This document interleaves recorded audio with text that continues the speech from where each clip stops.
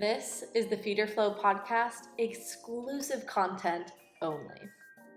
I've asked some of my closest friends to come on here and chit chat with me about all things sexuality, tapping into your femininity, dating and relationship advice, body image solutions, your moon cycle and all you need to know about it, how to be attractive, becoming a magnet for what you want in life, rising into your power as a well-nourished woman, and most importantly, living life in your flow.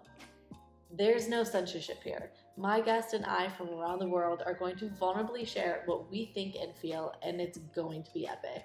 So let's start flowing.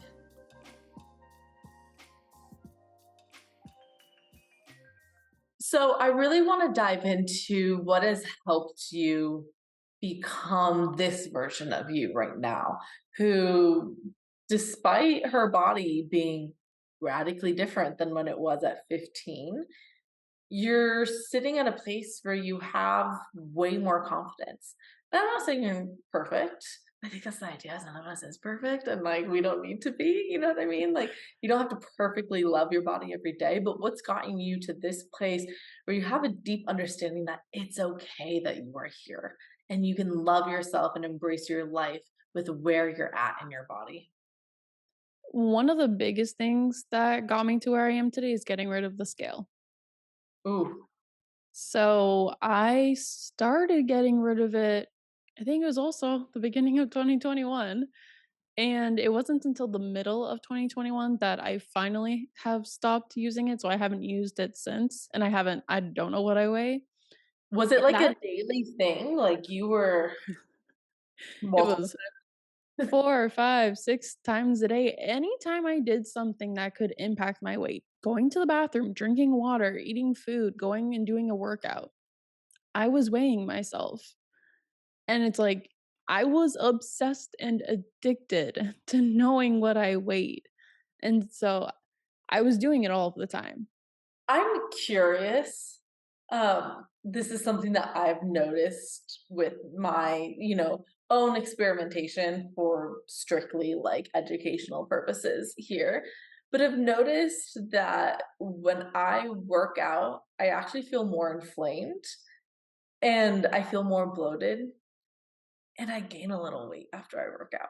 Not that, and I have to really phrase this up, it's not weight, right? Because no Yeah. one can gain or lose weight in that amount of short time, right? But like the scale will tip a little bit. So it's so funny because in our mind we think exercise, like the one thing that I have to hold on to keep my body at a certain size. I'm like, actually, especially when you're overdoing it, can really leave you pretty inflamed. And I know, like, for me, I was dealing with a lot of bloating like a couple months ago. Just again, it was kind of all after the trauma response and everything. But I was like, this doesn't, this is like, there's normal body expansion. This is a little bit too much. And I felt fine. Obviously, body image is okay. But I'm like, I wonder what's going on. So looked at my lifestyle, was like, okay, well, if your body's stressed, take it back on exercise. So I started, instead of working out like, 4 times a week, I brought that down to like I literally did like 2-ish intense workouts and then the rest would be just like light walking. But bloating went away. Went away. Like not an issue. But Yes. yeah, it's just funny how we think we need to do more in order to feel good.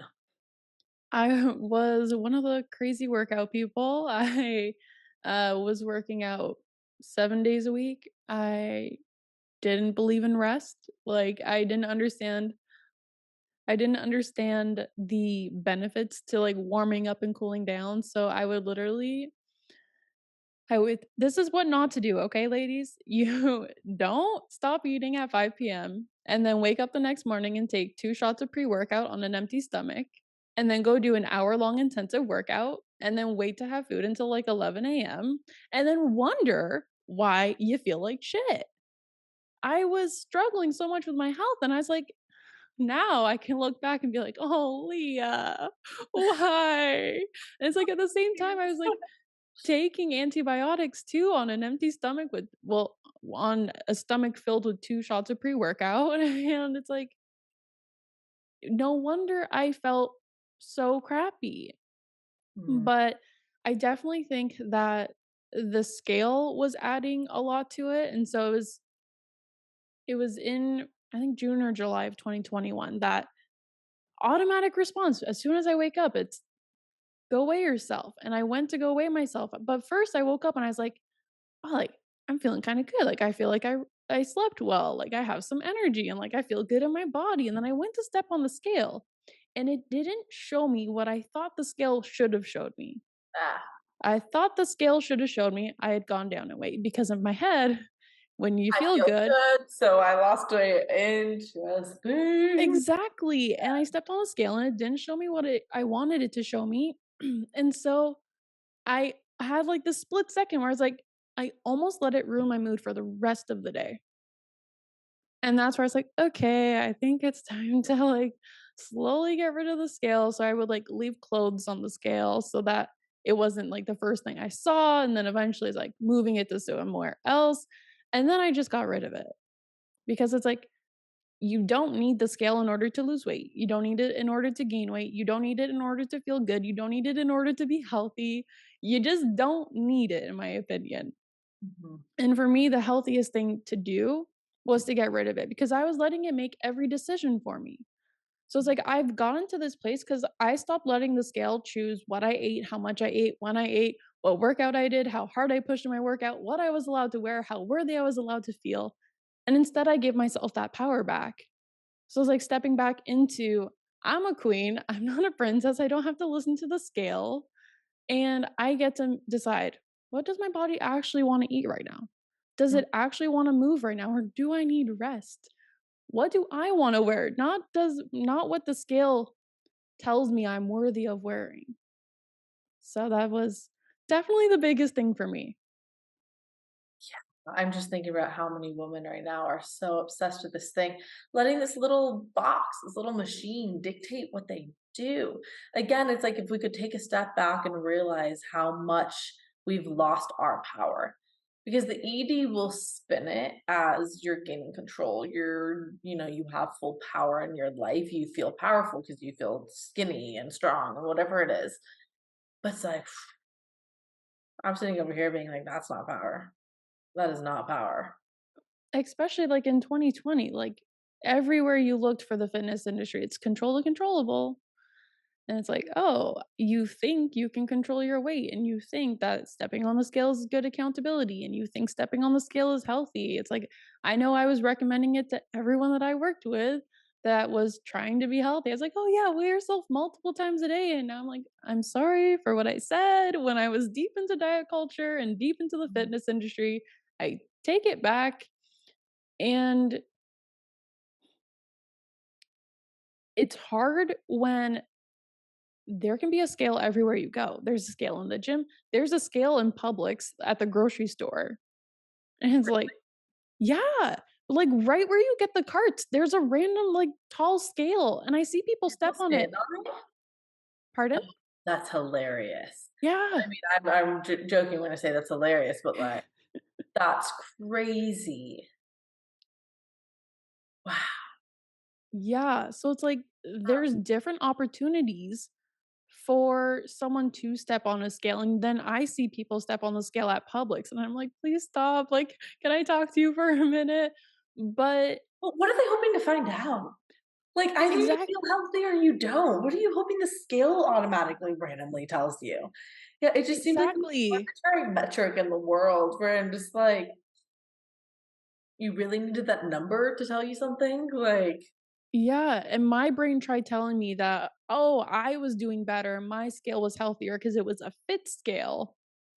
And it's like, I was talking to my brother about it because he's a more, like, muscular, big, bulky guy, and he says that his fit scale tells him that his his fat is in a healthy range, but his BMI says he's, like, morbidly obese.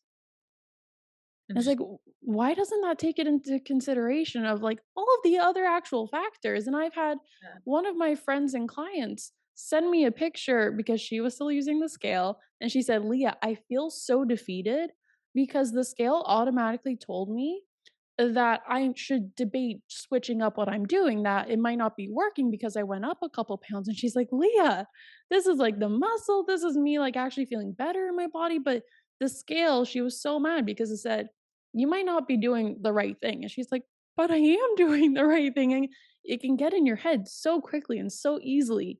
And if you truly believe that your body is the problem and things like that, well, then, yeah, the scale sounds like it's a good thing for you, but your body is not the problem, and the scale is not healthy, and the scale is not helping you. Mm. Hey guys, I hope you liked that short clip from the Feeder Flow podcast. The Feeder Flow podcast is now only being downloaded in my Flow membership. The Flow membership is my recovery community. It's a place where women from around the world are gathering to be supported and guided through their journey of getting their period back, healing their metabolism, and finding food freedom. If you're someone who is in quasi-recovery and is really looking to take that next step into fully recovered, the community is for you. The reason why the community is very powerful and has been of such support in so many people getting to this place of fully recovered is we do group coaching calls every single week. We have a weekly food challenge that we all do together, so you get inspired from the other girls around you who are taking the steps to conquering their food fears. It's really inspirational. They're cheering you on. It helps you just get those challenges done.